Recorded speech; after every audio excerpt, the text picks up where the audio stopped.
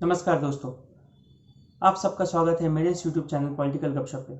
आज हम चर्चा करेंगे प्रधानमंत्री नरेंद्र मोदी की मन की बात में, जहां पर उन्होंने अपने मन की बात की कार्यक्रम की शुरुआत ओलंपिक खेलों से की। कैसे उन्होंने बताया कि एक छोटे से गांव से कर एक बड़े सपने देखना और उसको जीना क्या कहते हैं। उन्होंने दीपिका कुमारी का जिक्र किया, जो आर्चरी में भारत का प्रतिनिधित्व करेंगी। उन्होंने महाराष्ट्र के सतारा जिले से प्रवीण जाधव का जिक्र किया, कैसे उनके माता पिता मजदूरी कर कर उनका भरण पोषण किया और आज वो अपना सपना जी रहे हैं, हमारे देश का नेतृत्व ओलंपिक में करने वाले हैं। प्रधानमंत्री मोदी ने यहाँ तक कि बहुत सारे खिलाड़ियों का जिक्र किया, बहुत ही संघर्षपूर्ण जीवन बिताकर आज यहाँ तक पहुँचे हैं और जो आज अपने देश का प्रतिनिधित्व ओलंपिक्स में करेंगे। उन्होंने ये बताया कि कैसे हर एक खिलाड़ी के माता पिता ने कितना संघर्ष किया है उनको यहाँ तक सफल बनाने में। वो प्रवीण जाधव हो या नेहा कुमारी, दीपिका कुमारी, उन्होंने सबका संघर्ष बताया और बताया कि ये सब कितने संघर्ष कर इतने ऊपर आए हैं। इससे उन्होंने हमें ये संदेश भी दिया कि आज के समय पे हमारे माता पिताओं को कैसा होना चाहिए।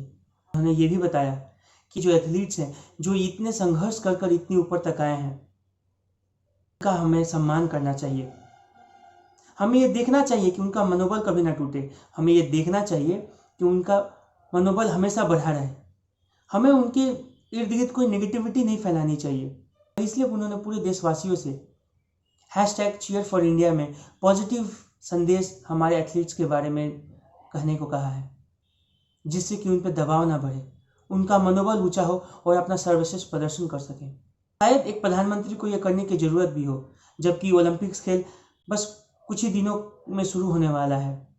उस समय सिर्फ प्रधानमंत्री का ही नहीं बल्कि पूरे देशवासियों का यह कर्तव्य है कि वो पूरी निष्ठा के साथ देश के सभी एथलीट्स के पीछे खड़े हों। और ये माहौल बनाना सिर्फ प्रधानमंत्री का काम नहीं, ये हमारे समस्त देशवासियों का काम है। तो चलिए हम सब भी शुरू करते हैं Cheers4India हैशटैग के साथ। और ओलंपिक्स की बात करते समय प्रधानमंत्री मिल्खा सिंह जी को याद करना भी नहीं भूले।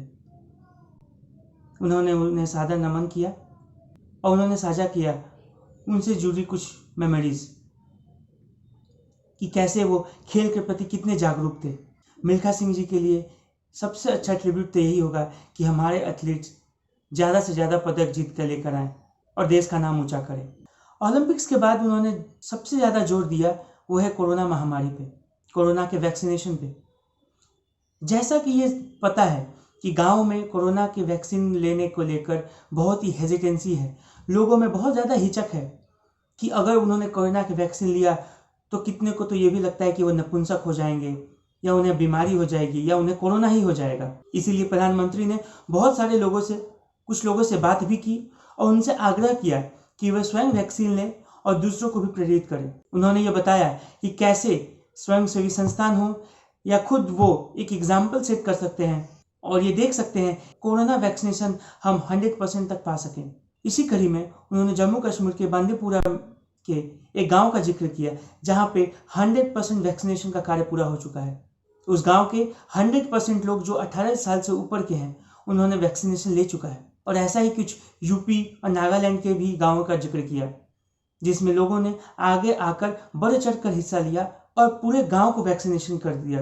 और शायद हमें ये ज़रूरत है, अभी ये समय की डिमांड है कि हम गांव के दूर से दूर बैठे देशवासियों को ये प्रेरित करें कि वो भी वैक्सीन लें, क्योंकि ये बीमारी, ये कोरोना इतनी जल्दी जाने वाली नहीं है और अगर हमें इसके साथ रहना है तो हमें वैक्सीन लेना पड़ेगा। जैसा कि हम देख सकते हैं अभी वैक्सीनेशन को लेकर बहुत सारी हिचक है और बहुत सारी भ्रांतियाँ हैं और इसे लेकर ही प्रधानमंत्री ने कोशिश की कि इन भ्रांतियों और हिचक को दूर किया जा सके।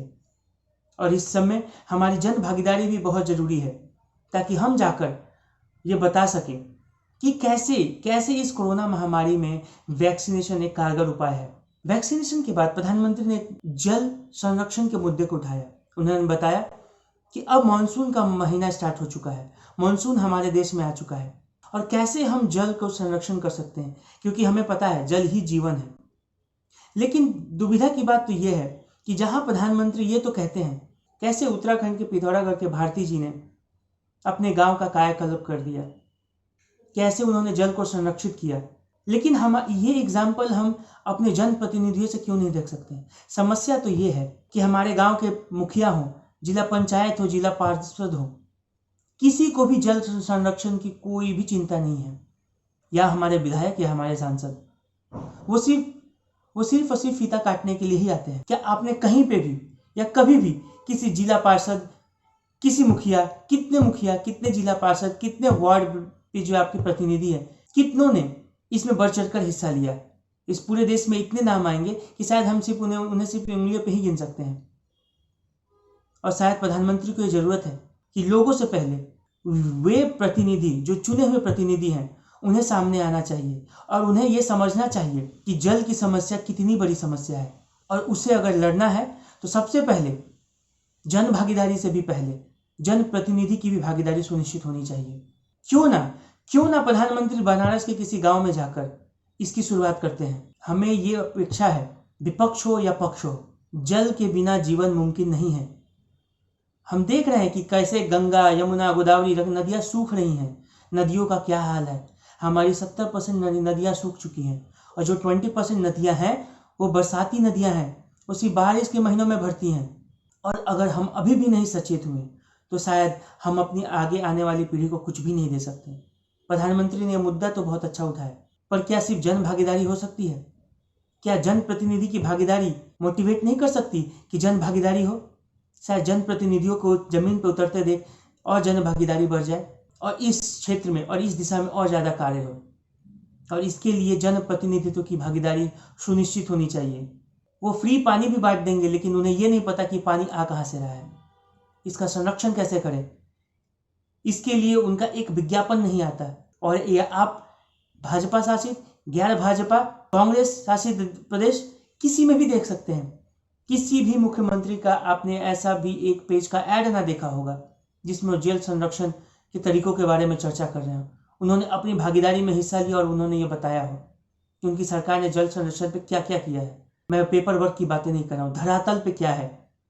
किसी भी सरकार ने इस पर अपना रिपोर्ट कार्ड जारी नहीं किया। और सबसे दुर्भाग्य की बात यही है कि हम जल का महत्व तो जानते हैं, लेकिन उस पर कुछ करते नहीं है। सरकारें, सेक्रेटरीज इतना कदम भी नहीं उठा सकते।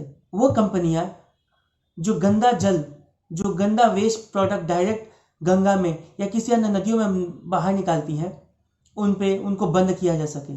किसी सरकार, किसी भी सेक्रेटरी, किसी भी बाबू में उतनी हिम्मत नहीं है। क्यों? ये जल है तो जीवन है, और जीवन है तो कारोबार है। अगर ये जीवन ही नहीं रहा तो कारोबार कैसा? और शायद इस क्षेत्र में, जल के क्षेत्र में वॉर फुटिंग पे काम होना चाहिए। जी हाँ, प्रधानमंत्री ने जल जीवन मिशन तो लॉन्च किया है। प्रधानमंत्री ने जल मंत्रालय बनाया है, जिसके हेड गजेंद्र सिंह शेखावत जी हैं, पर उनका योगदान, उनका कार्य बहुत ही मिनिमल दिखाई पड़ता है। ये मानसून का ऐसा समय है जिसमें गजेंद्र सिंह शेखावत की सबसे अहम भूमिका होनी चाहिए, ये मॉनिटरिंग करने में कि कितने तालाब बने, कितने तालाबों को साफ किया गया, कितने नदियों का पुनरुद्धार किया गया। ये अपडेट ये हमें दे सकें और सतत मॉनिटरिंग हो सके इसकी, कि नदियां पुनः गंदी ना हो, गंगा में गाद की समस्या हो या यमुना का जल स्तर, हमें इसकी देखभाल करनी चाहिए। और शायद यहीं पे जल मंत्रालय का काम बहुत ही बढ़ जाता है इन मानसून के दिनों में। और शायद प्रधानमंत्री को ये चाहिए कि वो जल मंत्रालय के कार्यों की समीक्षा करें और देखें कि इस पिछले 2 सालों में या पिछले 2.5 सालों में गजेंद्र सिंह शेखावत जी ने कैसा कार्य किया है, कितनी नदियां साफ हुई हैं, कितने तालाब साफ हुए हैं, और उनकी मॉनिटरिंग क्या है। क्या ये वन ऑफ था? क्या एक बार करने के बाद छोड़ दिया गया? हमारे भारत में समस्या है कि हम एक बार तो साफ कर देते हैं, फिर उसे छोड़ देते हैं गंदा होने के लिए। लेकिन क्या इसकी जिम्मेदारी सुनिश्चित की जा सकती है ब्लॉक लेवल पे? ये देखने वाली बात होगी कि कैसे हम ब्लॉक लेवल पे अपने तालाब, अपनी नदियों की जिम्मेदारी सुनिश्चित कर सके कि वो फिर से गंदी ना हो, वो सूखे ना। प्रधानमंत्री ने इसके बाद 1 जुलाई जो कि डॉक्टर दिवस है और चार्टर्ड अकाउंटेंट दिवस भी है, उस पर उन्होंने डॉक्टर और चार्टर्ड अकाउंटेंट्स के महत्व का योगदान बताया। उन्होंने बताया कि कैसे इस पिछले 1.5 सालों में डॉक्टर्स ने कितनी मेहनत से अपने कार्य में लगे रहे, और शायद ये डॉक्टर के ही प्रयास था, हमारे वीरवान शूरवान डॉक्टर का ही ये प्रयास था, जिसके कारण अगर आज भारत इतने अच्छे जगह पे है, कोरोना के महामारी में इतनी अच्छी लड़ाई लड़ पा रहा है, तो इनमें 100% योगदान हमारे डॉक्टरों का है। क्या हम एक हैशटैग चला सकते हैं, आवर डॉक्टर्स आवर प्राइड, क्योंकि इस कोरोना महामारी में डॉक्टरों का प्रयास अथक है। उन्होंने जैसा अपना परिश्रम दिखाया है और शायद इसी परिश्रम के कारण हम इतने सुरक्षित हैं अभी। और इसी कड़ी में उन्होंने तमिलनाडु का जिक्र किया, जिसमें तमिल साहित्य, तमिल लेक्चर्स, तमिल लैंग्वेज के बारे में बताया। और उन्होंने ये भी बताया कि कैसे उन्हें तमिलनाडु से और तमिल कल्चर से प्यार है। और साथ में उन्होंने युवाओं से आग्रह किया कि वो सामने आए और अपने इतिहास को, अपने स्वतंत्रता संग्राम, अपने स्वतंत्रता दिवस के इतिहास को वर्णित करें। और शायद ये अच्छा मौका है, अपने इंडिपेंडेंस की 75वीं सालगिरह मना रहे हों, तब युवाओं का ऐसे बाहर आना और अपने आसपास के जिलों और गाँवों का योगदान स्वतंत्रता संग्राम के समय क्या था, इसका वर्णन करना शायद एक नया रूपरेखा, एक नया इतिहास को जन्म दे सकता है, जो अभी तक हमसे अनछुआ था। हम उस इतिहास को जान सकते हैं जिसे शायद लेफ्ट इतिहासकारों ने ना लिखा, क्योंकि लेफ्ट इतिहासकारों ने एक पर्टिकुलर साइड को ही प्रदर्शित किया है। और शायद हमें इसके बारे में, अपने इतिहास के बारे में जानने की और ज़्यादा ज़रूरत है। चलिए, हम आशा करते हैं कि इन सबों में वैक्सीनेशन के स्पीड और जल संरक्षण पे सरकारें ध्यान दें और कोशिश करें कि वैक्सीनेशन का स्पीड ना कम हो सके और जल संरक्षण में हम बहुत तेज़ी से काम कर सकें, क्योंकि जल अभी सबसे ज़्यादा ज़रूरी वस्तु हमारे लिए है। मैं इसे वस्तु इसीलिए कह रहा हूँ क्योंकि जल अब किराने की दुकान में बिकने लगा है, और अगर हमने अभी इसका संरक्षण नहीं किया तो हम आगे आने वाली पीढ़ियों को क्या देंगे और उन्हें जल कैसे मिलेगा, ये हम सोच भी नहीं सकते। फिर मिलते हैं अगले संस्करण में। धन्यवाद। जय हिंद।